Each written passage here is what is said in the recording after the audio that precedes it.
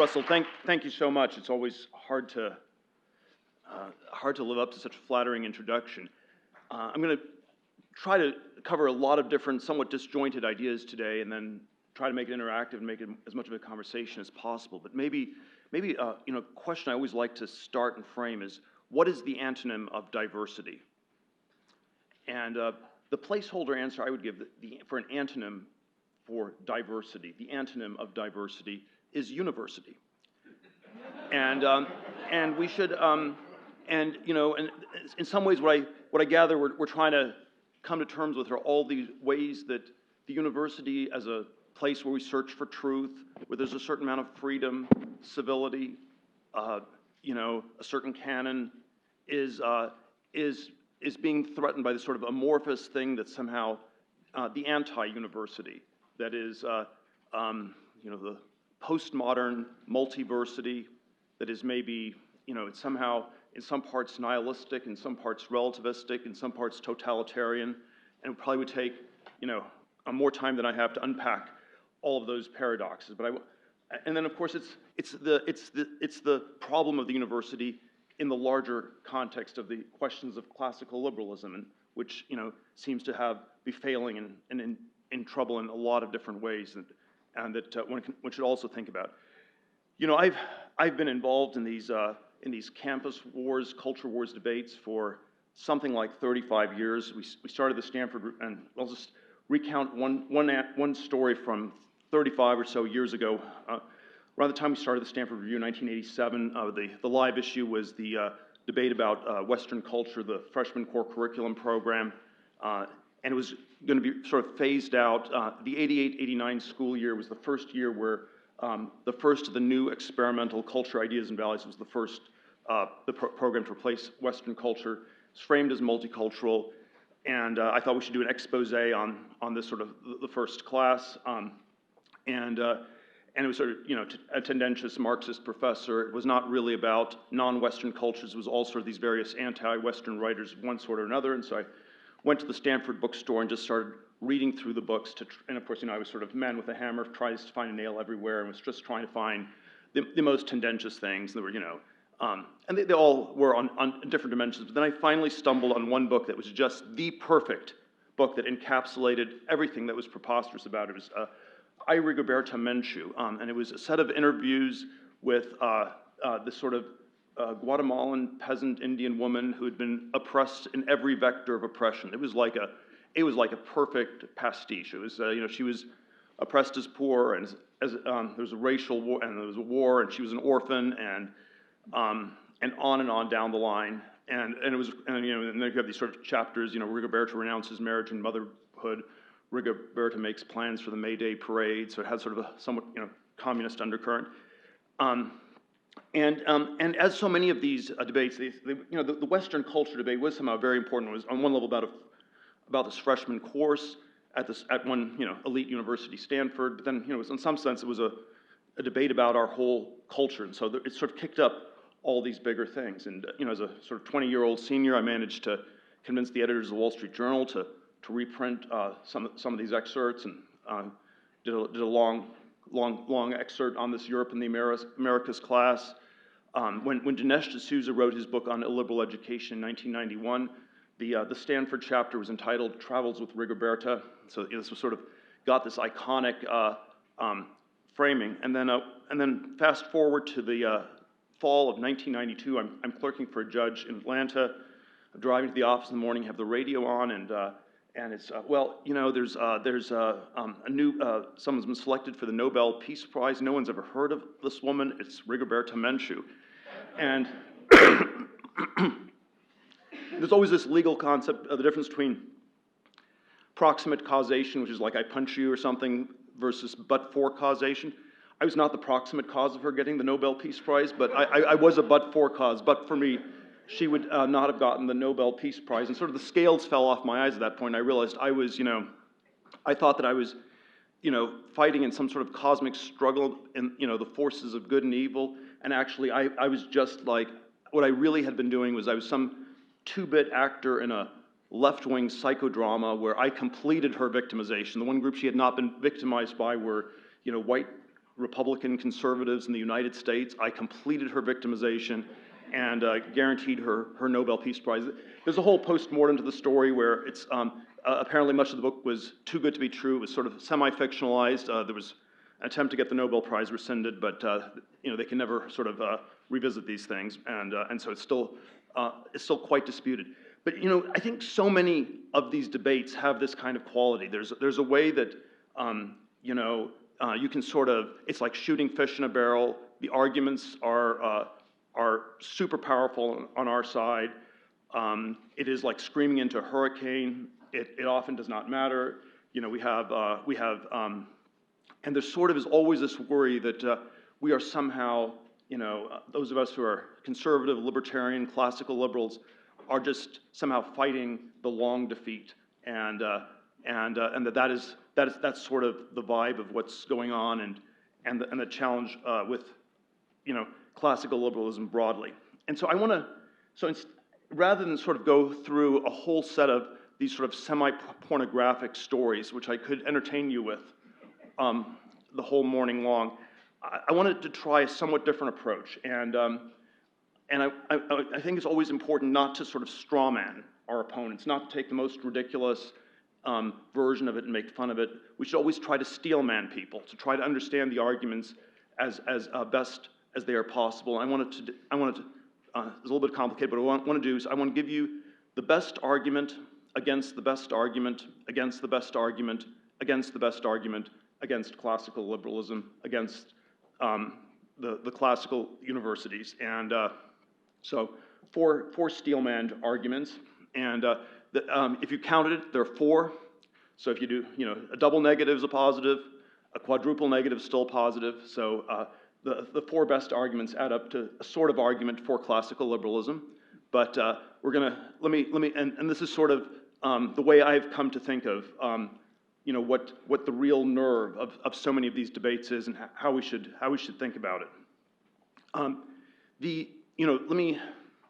Let me start by framing. If you talked during the Western culture debates in the 1980s at Stanford, if you talked to the university president, Donald Kennedy, or the senior leadership at Stanford, if alumni went to complain, there were always some radical, crazy people who said crazy things, but the standard answer was something that was sort of technocratic. Shakespeare doesn't matter, the humanities aren't that important. We have the sciences, we're making enormous progress in the sciences, we're building a particle accelerator, SLAC, et cetera, et cetera. We have you have all this sort of cutting edge scientific research, and that sort of fundamentally is what the university is about. That's what shows it's on track. That shows what it is valuable. And there is sort of some way that we have to always ask this question about the sciences and the technologies, how they are doing.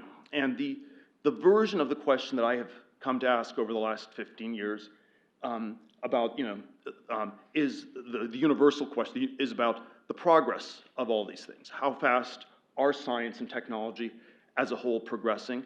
Is the sort of propaganda, the STEM propaganda, accurate? That we have just sort of exponentiating progress, runaway progress, things are getting sort of, it's just dizzying how fast things are improving. Or is it perhaps quite the opposite? And so if one could show that the science and technology areas are actually pretty weak, that the so-called crown jewels of STEM are not actually delivering the goods, this strikes me as a decisive, crushing blow. It's like, humanities, we all know, are ridiculous.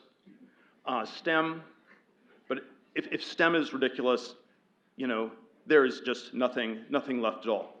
And this is the idea that I've explored in sort of a variety of formats over the last 15 years. There's sort of a, let me say, it is very hard to evaluate this stuff in general, because one of the other problems of the postmodern university is that it's extremely compartmentalized, it's extremely specialized, and you're supposed to only be able to comment on these things after half a lifetime of study. And so we have ever narrower sets of guardians guarding themselves, to use the sort of corrupt Platonic metaphor. So you have the string theory people telling us how wonderful string theory people are and how everybody else just has bad math genes and can't talk about it. We have the cancer researchers promising us that they will cure cancer in 5 years, which they've been doing for the last 50. We have, on and on, in all these sort of hyper specialized areas. And then the question is, how much progress is actually happening? The sort of indirect intuitions I have on where it seems very, very slowed are things like, if you look at things like the economy, the standards of living among younger people, the younger generation doesn't seem to be doing better than their parents. This is sort of very odd in a sort of context of massive generalized progress. There's sort of a question, how big are the breakthroughs that are really happening? There's the definition of technology. We say technology is the thing that is changing. And in, let's say, the 1960s, technology meant computers, but also rockets and supersonic aviation and the green revolution in agriculture and underwater cities and new medicines. It was like a lot of things. And when we use technology today, it just means information technology. And I think that's kind of a tell that we have a narrow cone of progress around the world of bits, computers, internet, mobile internet. It's generated some great companies, but it's not quite been enough to take our civilization to the next level. We had a tagline on my venture capital site. They promised us flying cars, and all we got was 140 characters. Not an anti-Twitter argument, not an argument against Twitter as a company. It can work as a company. It can work, 8,000 people. I think it's going to be about half after Elon's done today. But even those 4,000 people can still just go to the office and smoke pot all day and earn decent paychecks. So it works on that level. It doesn't quite work on the level of taking our civilization to the next level. I think that these things were not that obvious in the past. When I was at Stanford in '89, in retrospect, the only subject matter you were supposed to study was computer science. That's what really worked. It wasn't even an engineering field. It was sort of I always think whenever people say science, I'm in favor of science, but not science in quotes. And when people use science, it's a tell that something isn't a science, like political science or climate science. And computer science is sort of like that. It's for the people who are not very good at electrical engineering, and they sort of flunked out into computer science, even though that turned out to be the one thing that worked. All the engineering fields did not work. I think electrical engineering sort of worked for maybe another decade after I was a class of '89. Certainly mechanical engineering, chemical engineering like my dad did. All of these were terrible things. We lived in a world where there was nothing you could do in the world of atoms. By the '80s, it was already clear you should not go into nuclear engineering, aeroastroengineering, and we are just not allowed to do stuff in the world of atoms. It is massively slowed. And I think this is sort of one kind of a framing I would give, that we've had this incredible stagnation for the last 50 years, and then we have unbelievable amounts of propaganda that this is not true. And that I'll do one other sort of thought experiment on why the question of technological progress, however hard it might be, can't be avoided. Because I'll do this one more as a thought experiment. If you want to sort of solve our macroeconomic problems in the United States, you could solve every problem in our society if you got to 4% GDP growth. You'd grow your way out of the deficits. You'd have enough growth for everybody to do better. And how do you get to 4% GDP growth? Well, you could do something like one version would be you could get rid of all the environmental rules, all the immigration rules. You could get rid of all these rules where you would never get elected. And you'd probably have too much cancerous growth, but there's certain ways you could do it politically completely infeasible. And the other way, I'll sort of do this as a thought experiment, would be you appoint a commission on accelerating technological change. And it would try to measure how fast the technological change has been happening. You'd have some crazy techno-utopian person, probably from Silicon Valley. You put them on the commission.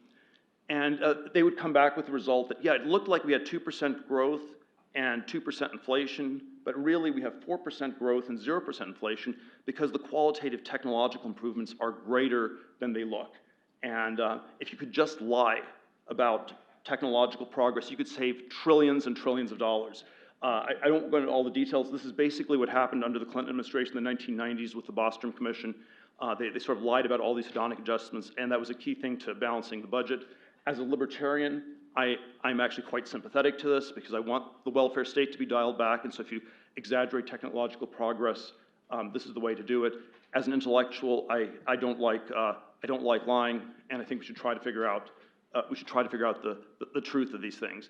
And probably, you know, if we say that, you know, the flatness of the new iPhone is such a large hedonic adjustment that grandma should be happy to eat cat food, there's probably something about that that's wrong. And these sorts of questions cannot be avoided. So the question of generalized technological progress cannot be avoided. Go into a lot more detail, but it has, for a whole set of reasons, slowed down. So that's sort of the basic counter-argument is, don't look at the humanities, look at the sciences, they're great. The counter-argument, they're maybe as defective or more so than the humanities. Humanities we can sort of evaluate. You can evaluate Rigoberta Menchu, you can't evaluate string theory. And so it's sort of, I don't know, the government analogies, it's like, you know, do you think the DMV or the CIA are better run? And it's obviously the DMV is better run since people can see what they're doing. And that's probably the political intuition we should have about the sciences versus the humanities. The polemical version of it that I had once was that, you know, I think that it's better for undergraduates to major in the humanities rather than the sciences. Let's set computer science aside as the one thing that sort of works, but everything else, because in the humanities, you at least know you're not going to get a job, you'll be unemployable. Whereas in the sciences, you have people who are so deluded as to believe they will be taken care of by the natural goodness of the universe, and it is just Malthusian competition, nature bared red in tooth and claw. It's, you know, 10 grad students in the chemistry lab fighting each other for Bunsen burners and beakers, and if, you know, one person says one wrong word, they get thrown off the overcrowded bus, and it's a relief, and it's sort of cycle and repeat. Now, the question people always ask me is, why? You know, why did this stagnation, why did this shift happen in the 70s? And I normally try to just avoid the question, say I don't like answering why questions, they're overdetermined, and, you know, there's sort of a lot of different kinds of things one can point to. You know, everything from, you know, extra government regulation to, you know, some of the low-hanging fruit was picked. It's gotten harder to find new things. That's sort of the Tyler Cowen argument. You know, sort of strange ways the culture's changed. You know, the younger people have anxiety attacks and don't want to do anything anymore, and are sort of hiding in their basements, which is probably maybe not, you know, not that compatible with rapid technological progress. But if I had to sort of give a single, again, Steelman idea, the best argument for why this has been so slowed for the last 50 years, and that I think we have to somehow engage with and take more seriously, is that there is something about science and technology that has taken, you know, a very dystopian, very destructive turn in the 20th century. And there are, you know, it is not, we're not in the 18th century, 19th century, you know, rationalist Enlightenment age where it seems to be simply making everything better in every way all the time.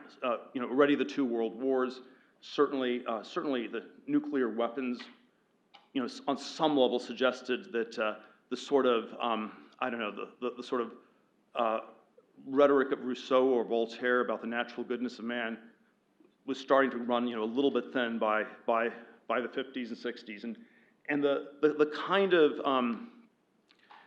of history I would tell, it's not perfect, but of the last 70, 75 years, is this gradually seeped into society. It sort of manifested in different ways. You know, you have a crazy person like Charles Manson. You know, what did he see when he was overdosing, you know, on LSD? He saw that there was going to be a thermonuclear war, and then he decided to become some sort of, you know, anti-hero from Dostoevsky and start killing people because everything was permitted in this world that was headed towards the apocalypse. And there was something like this that seeped in. This was what gave the environmental movement so much force in the 70s. It's like, we have to just slow this down. We have to put some brakes on. And it is just the way in which so many of these technologies have this dual use component. I always like to argue rhetorically in favor of more nuclear power plants. I feel it's like arguing for the gold standard. It's so far outside the Overton window. And I think the history is that it's hard to avoid the dual use nature of these technologies. And the turning point with nuclear power was not Chernobyl or 3 Mile Island. It was 1975 when India got the bomb. We had transferred the nuclear technology to India. We believed that it was not dual usable.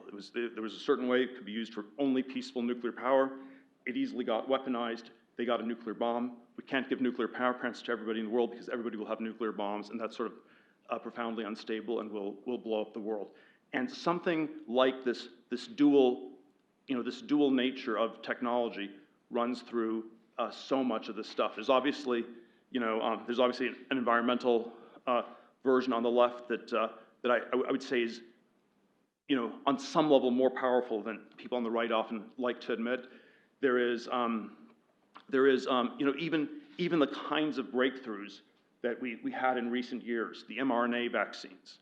And again, the sort of the polemical version I have is, why can't we have a ticker tape parade for the scientists who invented the mRNA vaccine? And well, else we don't celebrate individuals. That's too dangerous in the 21st century, so we no longer have ticker tape parades for individuals. But I think the deeper reason is people are really uncomfortable with the mRNA vaccine because it is, it's very adjacent. It's one toggle switch away from this thing that was going on at the Wuhan lab called gain-of-function research, which we suspect is sort of an Orwellian word for a bioweapons program. And then so it's again, there are these things that could potentially be big breakthroughs. So many of them are adjacent to something that is quite dystopian. I used to love science fiction. It is, and I think it would be sort of an interesting survey course that one could do on trying to understand why it is all so drably dystopian at this point. I mean, there's still, maybe you can do the retro Star Trek stuff from the 60s, but anything that's been published in the last 40 years, it just sort of shows this futuristic world where nothing works. And the question you have to ask is this a deep law of nature? Is this a deep truth that if there is more progress, things will just break down?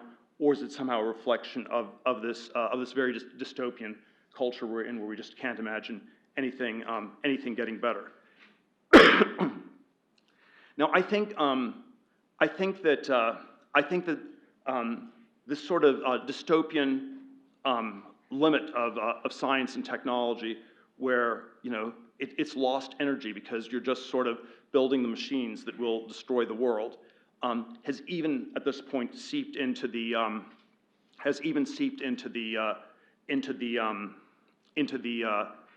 computer world, where the futuristic technology on the computer side is AI, AGI, artificial general intelligence.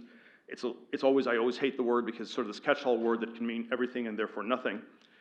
But I was involved peripherally with some of these sort of East Bay rationalist, futuristic groups. There was one called the Singularity Institute in the 2000s, and the sort of the self-understanding was, building an AGI, it's going to be the most important technology in the history of the world. We better make sure it's friendly to human beings, and we're going to work on making sure that it's friendly. And then, the vibe sort of got a little bit stranger, and I think it was around 2015 that I sort of realized that they weren't really, they didn't seem to be working that hard on the AGI anymore, and they seemed to be more pessimistic about where it was going to go, and it was kind of it sort of devolved into sort of a Burning Man camp. It was sort of, it had gone from sort of transhumanist to Luddite in 15 years. And something had sort of gone wrong. And it was finally confirmed to me by a post from MIRI, Machine Intelligence Research Institute, the successor organization, in April of this year. And this, again, these are the people who are, and this is sort of the cutting edge thought leaders of the people who are pushing AGI for the last 20 years, and it was fairly important in the whole Silicon Valley ecosystem. Title: MIRI announces new Death with Dignity strategy. And then the summary: it's obvious at this point that humanity isn't going to solve the alignment problem, i.e., how is AI aligned with humans, or even try very hard, or even go out with much of a fight. Since survival is unattainable, we should shift the focus of our efforts to helping humanity die with slightly more dignity. And then, anyway, it goes on to talk about why it's only slightly more dignity because people are so pathetic and they've been so lame at dealing with this. And of course, there's probably a lot you can say that, this was somehow deeply in the logic of the whole AI program for decades, that it was potentially going to be very dangerous. If you believe in Darwinism or Machiavellianism, there are no purely self-interested actors, and then, if you get a superhuman AGI, you will never know that it's aligned. And so there was something, there was a very deep problem. People had avoided it for 20 years or so. At some point, one day they wake up, and the best thing we can do is just hand out some Kool-Aid a la People's Temple to everybody, or something like this. And if we, and then I think, lest we just dismiss this sort of thing as just the kind of thing that happens in a post-COVID mental breakdown world, I found another article from Nick Bostrom, who's sort of an Oxford academic, and most of these people are sort of, I don't know, they're interesting because they have nothing to say. They're interesting because they're just mouthpieces. It's like the mouth of Sauron. It's just sort of complete sort of cogs in the machine, but they're useful because they tell us exactly where the zeitgeist is in some ways. And this was from 2019, pre-COVID, the vulnerable world hypothesis, and it goes through a whole litany of these different ways where science and technology are creating all these dangers for the world, and what do we do about them? And it's the precautionary principle, whatever that means. But then he has a 4-part program for achieving stabilization, and I will just read off the 4 things you need to do to make our world less vulnerable and achieve stabilization in this sort of, we have this exponentiating technology where maybe it's not progressing that quickly, but still progressing quickly enough. There are a lot of dangerous corner cases. You only need to do these 4 things to stabilize the world. Number 1, restrict technological development. Number 2, ensure that there does not exist a large population of actors representing a wide and recognizably human distribution of motives. So that sounds like somewhat incompatible with the DEI, at least in the ideas form of diversity. Number 3, establish extremely effective preventive policing. And number 4, establish effective global governance, since you can't let, even if there's like one little island somewhere where this doesn't apply, it's no good. And so it is basic, and this is the zeitgeist on the other side. It is the precautionary principle. It is, we're not going to make it for another century on this planet, and therefore, we need to embrace a one-world totalitarian state right now. So 3rd and 4th counter-arguments. The third, okay, just to repeat, the first counter-argument is science is great, it's solving everything, don't even pay attention to the humanities. Counter-argument, no, it's not. Third main counter-argument, well, science is too dangerous, we have to slow it down. So it's good that it's not so great, we're slowing it down, we need to slow it down even more. And then the counter-argument, and this is where I would return to classical liberalism, is that however dangerous science and technology are, it seems to me that totalitarianism is far more dangerous, and that whatever the dangers are in the future, we need to never underestimate the danger of one world totalitarian state. Once you get that, hard to see what it ends. There's always there's always sort of the frame where I think it's in 1 Thessalonians 5, chapter 3, the political slogan of the Antichrist is peace and safety. And I think what I want to suggest is that, and you get it when you have sort of a homogenized one-world totalitarian state. And what I want to suggest in closing is perhaps we would do well to be a little bit more scared of the Antichrist and a little bit less scared of Armageddon. Thank you very much.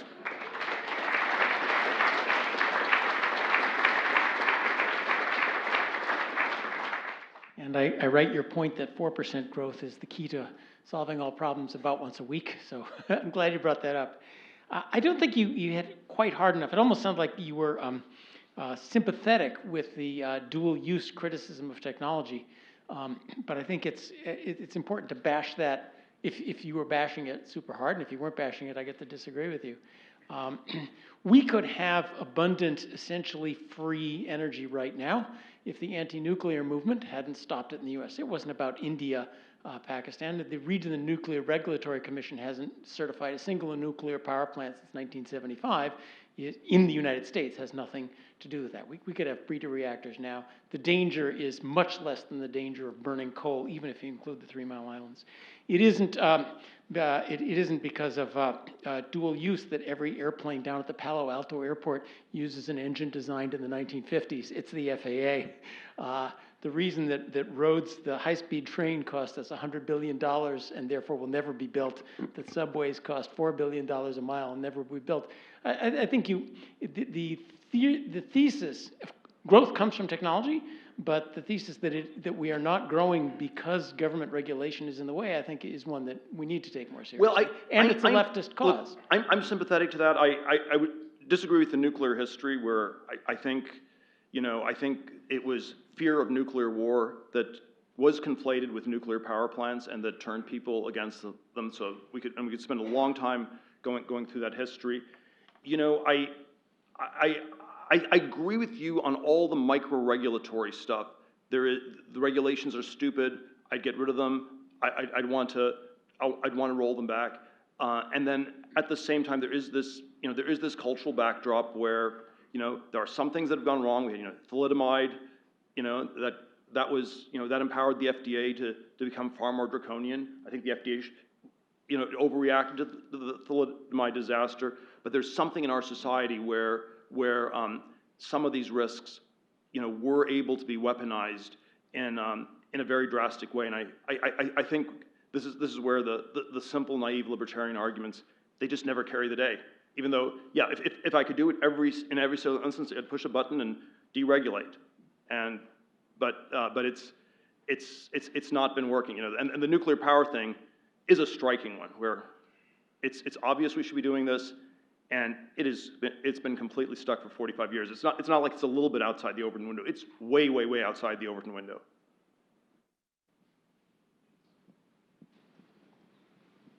Hello. So my name is Aditya. I'm an undergraduate student studying philosophy and political science here at Stanford. Right for the review. So my question is, there's this quote I remember. I think it's from Adorno, Theodore Adorno, or maybe some anti-colonial scholar commenting on him, something like that. It goes, the only way to gain progress is to stop talking about it. And his argument, essentially, if I recall correctly, is that the more we talk about progress, the more it gives leeway to sort of totalitarian, colonialist structures, imperialist structures that allow you to oppress people who are behind, right? It's like the West is better or more farther in progress than the East or something like that. If we sort of invert that argument, it seems like the language of progress in many ways motivates the DEI officers to progress by, perhaps expanding access of education to minorities. We're learning new things about equity and fair, freedom, and equal, all these values which we didn't have before. Therefore, we should impose them on the sort of loser reactionaries who are convening at a conference, talk about academic freedom. So basically, my question is, why not adopt this sort of motto of we will continue to progress and pursue progress, but we frame it all in a language of return? The same way sort of a lot of, I think, religious reactionaries like myself and others on the Stanford are trying to do.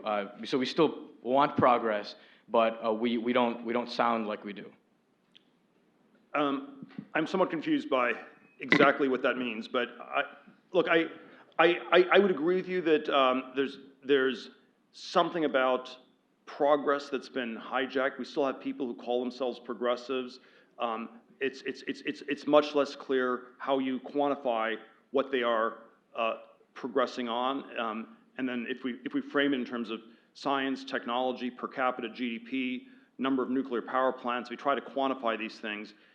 it seems like we're not actually that progressive on on a lot of dimensions. And I think one way, I know this is sort of just a narrow political framing, but one way to describe the decline away from progress that, which I think still had this more general sense of not just a political word, but also a science word and also a societal word in the 1930s, 1950s, 60s to today, is the way that we have, instead of using the word progress, we use the word change. And the Obama 2008 campaign, the initial slogan was hope and change, which was, and then they changed the slogan in the course of the campaign to the change we need, which if you think about it is the exact opposite of the first one. The first one was as much change as possible. The second one was as little change as is absolutely necessary. And it was because the word change poll tested very badly, because people sensed that when you talk about change, you're not talking about progress. And in fact, most of the time, you talk about change when it's non-progressive change, i.e. it is regressive and it's change for the worse. And so yeah, so I think it is all very paradoxical. I don't think we can, I don't think we can simply go back to the past. I don't think we should completely, I think we should try to reclaim this question of progress. We should be asking, where's the growth? How will the next generation do better than the current ones in any of a number of different dimensions of what counts as better? And I think the fact that the left no longer believes in these things means there should be some opening to reclaim this ground. But simply going back to the past can't work, because then we're just going to cycle and repeat. I mean, there has to have been something that didn't quite work with classical liberalism. Even if there was a golden age of classical liberalism in the past, we end up here today. This is always, I know this is too polemical, but it's sort of like, in the 80s when I was at Stanford, you saw these Marxist professors, and the sort of line was, true Marxism has never been tried, they always said. And I often wonder that if someone calls themselves a liberal, classical liberal today, are they like a Marxist professor from 1985 where, true liberalism has never been tried? I think it's tried, it hasn't quite worked. We have to be a little bit critical of it to figure out where it went wrong, and then, how to progress into something that combines the best elements of classical liberalism with something else for the future. Hi, Hollis Robbins. I'm Dean of Humanities at University of Utah, and I certainly like the idea that I can tell people to say, why humanities? Well, Peter Thiel says you should study humanities. I know that you didn't exactly say that, but I'll use it for my own ends. It was a relative argument. It was a relative argument. But I'm interested in listening to you, trying to figure out the admixture of optimism and pessimism. Because on the one hand, the past isn't enough, but we should study it. On the other hand, we have to be looking toward the future, but can't be too optimistic, and we have to be realistic. So I suppose I want to ask just a simple question, especially in the midst of this discussion that is up to this point been very pessimistic. Is what does success look like? Well, I always dislike that question a lot. I tend to think I dislike psychology. We've overdosed on psychology. It's just we've overdosed on therapy. All this nonsense, and optimism and pessimism are just I think bad forms of psychotherapy.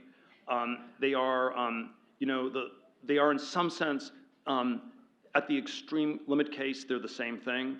Extreme optimism, it's like, okay, you just need to sit back and watch the movie of the future unfold and eat some popcorn. You don't need to do anything. The singularity is near. It's that Ray Kurzweil type thing. That's extreme optimism. Extreme pessimism is, die with dignity, or not very much, but, and nothing you can do. And it's because extreme optimism and extreme pessimism, extreme optimism is denial. Extreme pessimism is acceptance, but they both sum up to sloth. They're both forms of extreme laziness where you're not going to do anything. And so if you had to give an accurate picture, I'm not sure it's true, but the healthy one is we're somewhere in between. It is not destined that this planet is going to self-destruct. It's not destined that it's going to become a totalitarian one-world state. There is some path in between.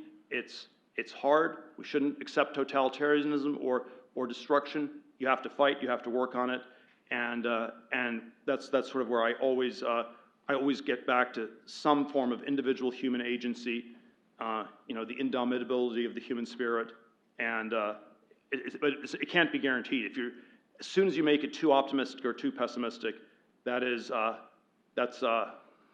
you're lost. Peter, I'm Rick Schwader. I'm a cultural anthropologist and cultural psychologist at the University of Chicago. First of all, thank you for that utterly engaging and provocative talk. Everything is the state. Nothing is outside the state, nothing is against the state. Something like that was Mussolini's definition originally of fascism. How far down that road do you think we have gone in this society? That's a dangerous question. I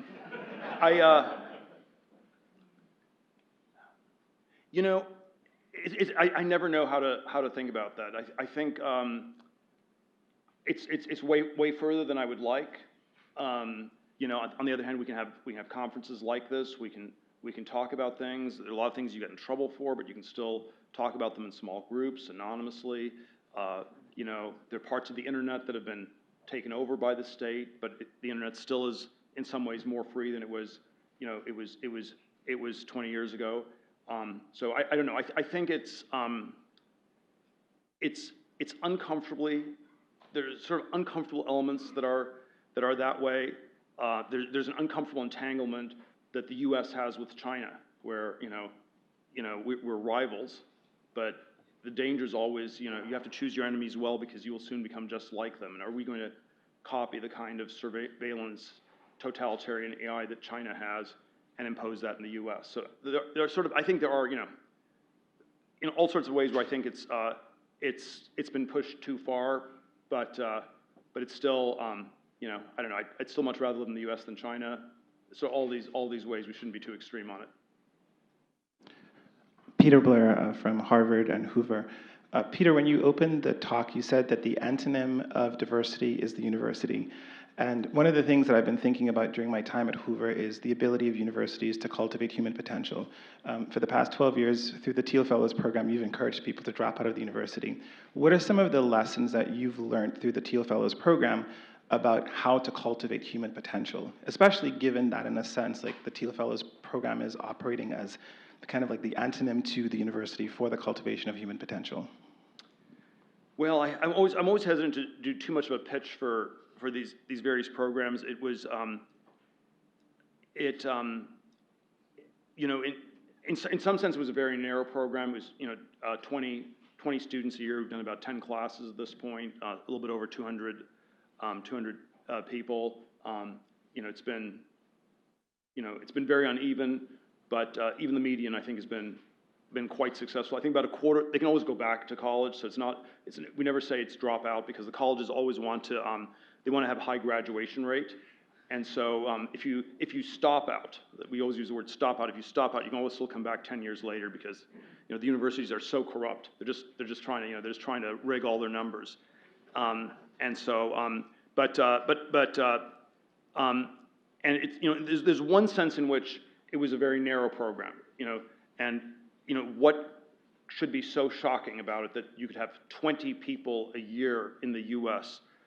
who could do better than going to a university, or in the world, but it's mostly a U.S. program, but then it obviously triggered all these larger debates about our general society where there's sort of too much of the tracks are just not going anywhere, and even though I can't accept that many people in our program, haven't figured out how to scale it.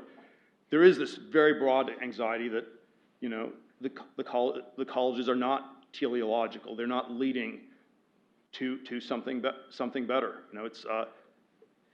I think Stanford is a little bit healthier than most places because people figure out you're supposed to study computer science. It's a little bit narrow, but I always say there only are two majors that translate into reasonably well-paying jobs outside the universities, computer science and petroleum engineering. So there's some way that, even on the elite university level, there's some way this whole elite formation thing has badly broken down. It's not all the university's fault, but I wonder whether the sort of extreme egalitarianism of elite universities is a kind of defense mechanism to avoid dealing with the ways in which they're betraying their students. And so if you tell your students, check your privilege, you shouldn't expect to do more than the average person, that's a way for the university to, to absolve itself of the responsibility to see that its students become, the leading members of our society. So egalitarianism is sort of the excuse for a failed elitism. Thanks.